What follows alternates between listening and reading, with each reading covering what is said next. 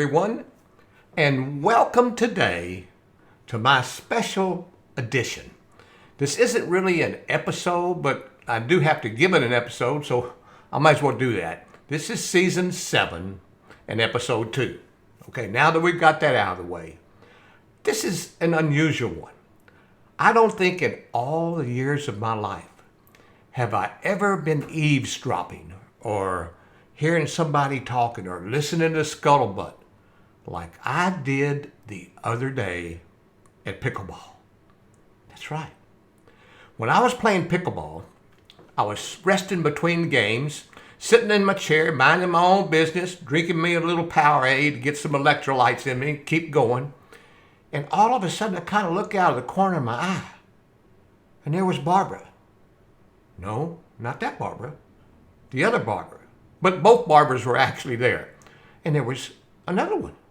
There was Linda, I believe, and anyhow, I kind of looked for a little bit to see who they were, and Shirley, and anyhow, they were all nestled up kind of close together. And Carrie was seemingly doing all the talking. Oh, you can't miss her voice, because I was kind of listening and not looking, because she has a voice of an opera singer. Anyhow, I was sitting there listening, and Carrie says, "Hey guys," or actually girls, right? But she said, "Hey, I found something yesterday that all of you, or if you have any girlfriends, you really need to go. Everybody like to shop?" I was listening.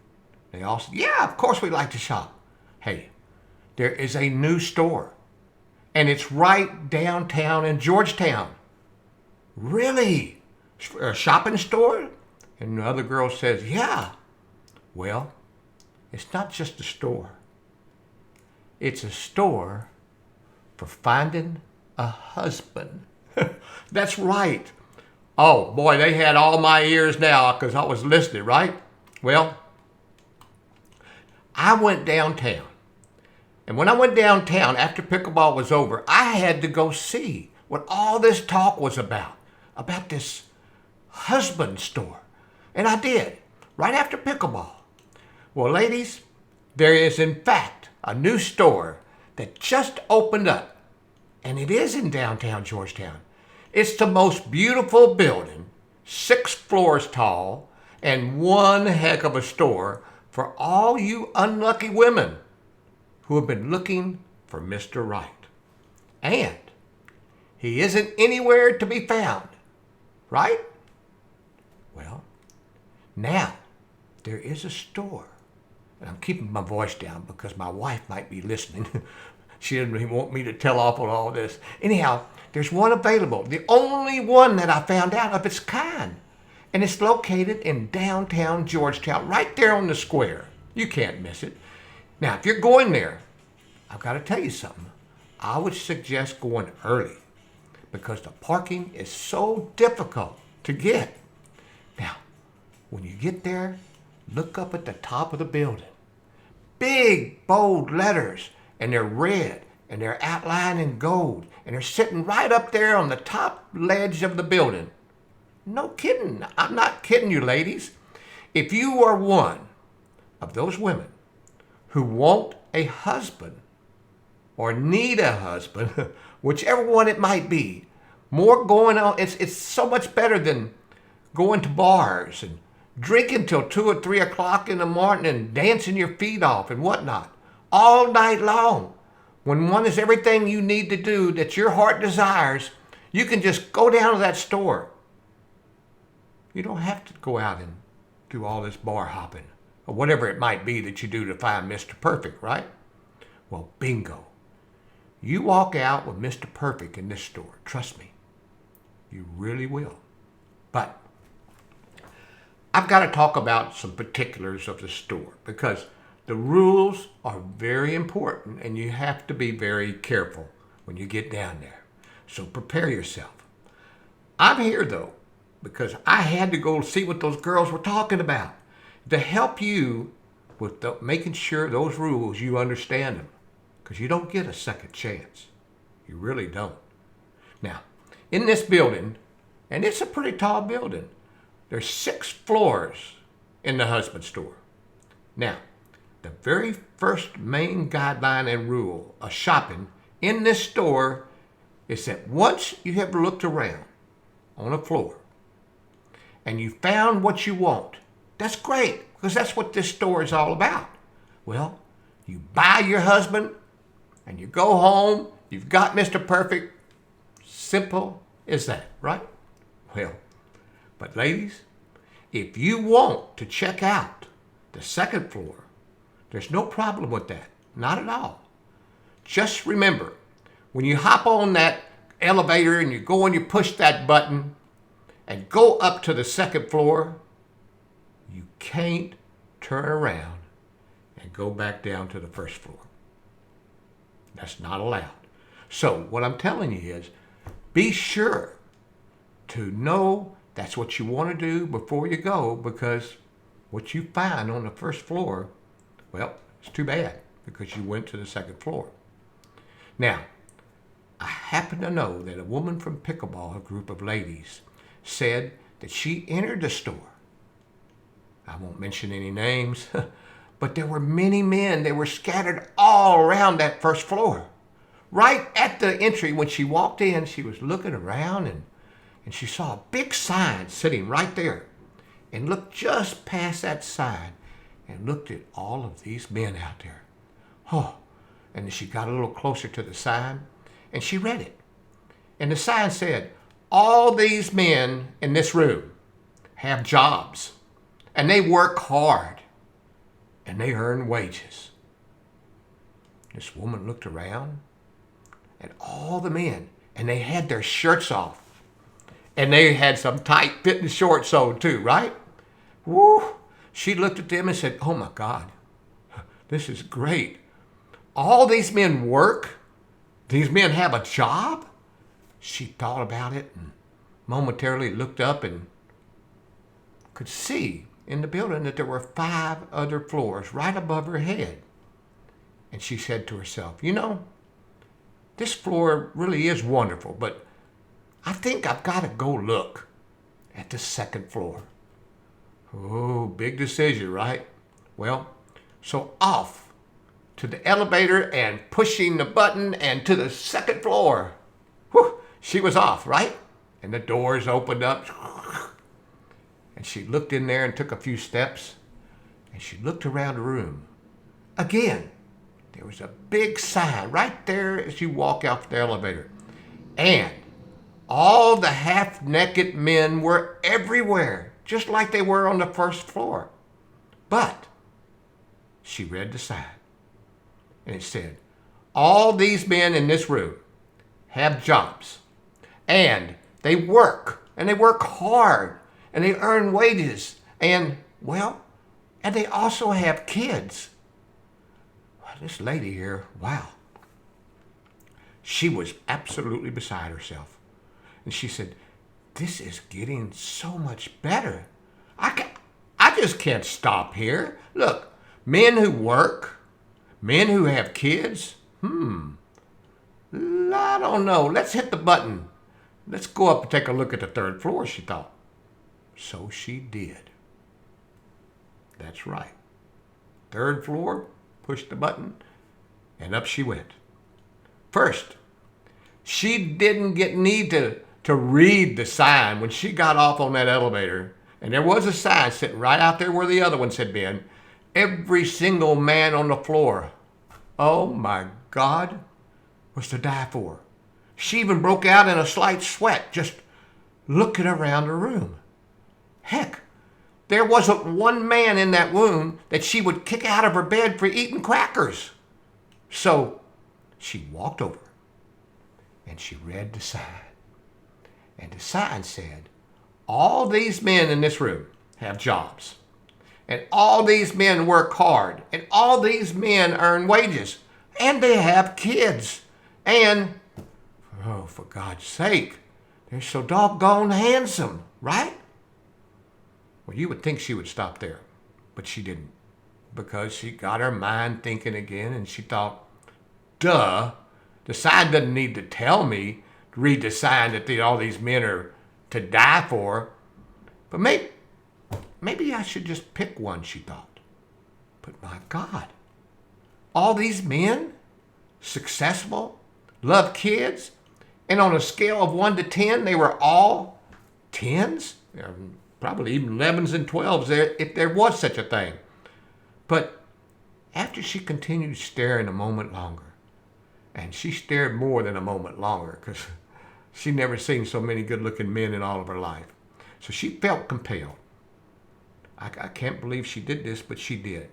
She said to herself, "Nope, I'm going to keep going. This just keeps getting better and better." So she walked off the floor. Do you believe it? And she got back on the elevator, and she decided to go up to the 4th floor. So she pushed the button, and off she went. Well, say goodbye to the 3rd floor, because you can't go back. And up and up. Now, when she arrived on the 4th floor, there was another big sign right in the middle, and she just got off the elevator. She decided this time she's going to read the whole sign first. And it said, all these men in this room have jobs. And all these men in this room, they work and work hard for wages. And of course, they all have kids. And they're all 10 pluses. And they all help with the housework. Pretty cool, huh? Now, I got to interject something here. When I was listening to this going on, I've been married to my wonderful wife, Barbara, for over 46 years. And this is the floor I believe she would have found me on. But she found me at the Winchester Club in Houston, Texas, a country western nightclub, on the dance floor. Because back then, I did dishes, I did the laundry, I got the bed made ready for the night, I got the bed picked up and fixed up in the morning, and I played all the pickleball one could imagine. Ooh, don't let her hear this because she'll probably disagree with me. But anyhow, I want this woman in my story thought at this time, she went back and she said, wow, all of these qualities would be so great. Got a job, makes plenty of money, loves kids, handsome, does the housework. I can't stand it. And I wondered what she was saying. I can't stand it. Oh, don't tell me she's going to pass this store up, this whole floor. Well, I guess she was. So she turned around, and with 2 more floors to go, she went back into the elevator and she pushed the button again. Now, how many ladies out there would have left this floor, right? She did. And after all it's been getting nothing but better and better, she just thought, man, can you even imagine? I can't even imagine what it's going to be like when I get up to that 5th floor. She was really, really after Mr. Perfect, right? So she decided, let's do it. And back to the elevator, pushing the button, and up to the 5th floor that she went. To the same place as he exited the elevator, there was a sign. She hesitated. She looked around, and then she stepped up to read the sign. And the sign read, all these men have jobs. They all make good money. They all work hard and support the family. And they all have kids. And they're all half naked. Oh my God, they were good looking guys, right?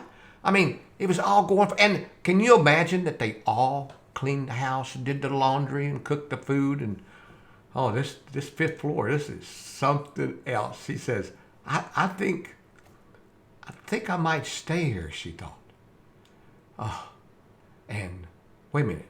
She read the rest of the sign, and it said, and these men have a strong romantic streak in them, and they never, ever have a headache.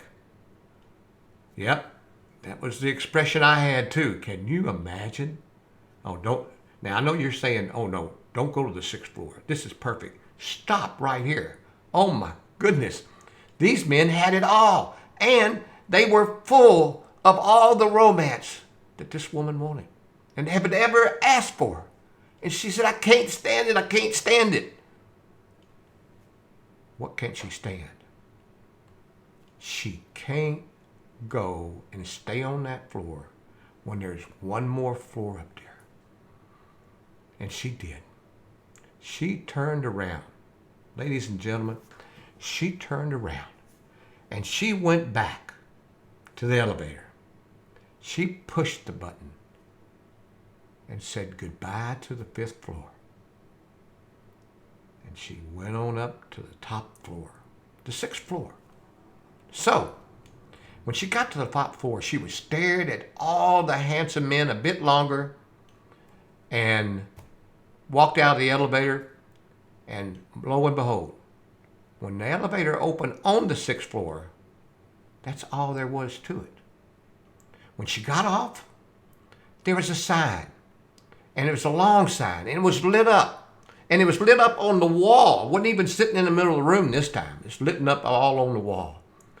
And it says, you are visitor 321,567,200 million people that have read this, come to this floor. And the sign continued to say, there's no men on this floor. This floor is proof to all that women are absolutely impossible to please. Now, I know you're sitting there and you're thinking, what tough luck this woman had going shopping at the husband store. But did I fail to tell you, I didn't tell you at the first, that right next door, there's another building. That's right. Not full of men, but full of women. And it said at the very top, in gold letters with red trim, the wife store. Oh my Lord, can you imagine how much time, how much money one could save and just go in there and select your wife? At least this is a guy talking, right? I think that'd be pretty cool. So anyhow, the owner of the husband store decided it would be better to put another store in right next door to the husband store. And let's call it the wife store, which he did, of course. Now, he did this. Once again, he built the building with 6 floors. And the rules were all the same for this building. Every single one. Except we reversed the role a little bit, put the woman in it for the wife. And if you went up, next floor, you couldn't return. So the rules are all the same.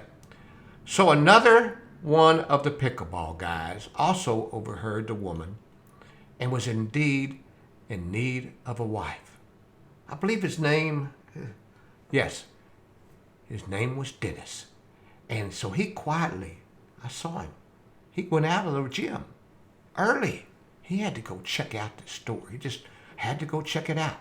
So on floor 1, this fella, whose name, well, I shouldn't have mentioned it to you, but anyhow, let's leave his name alone. Maybe you didn't hear when I said it a while ago, just so I don't get in trouble.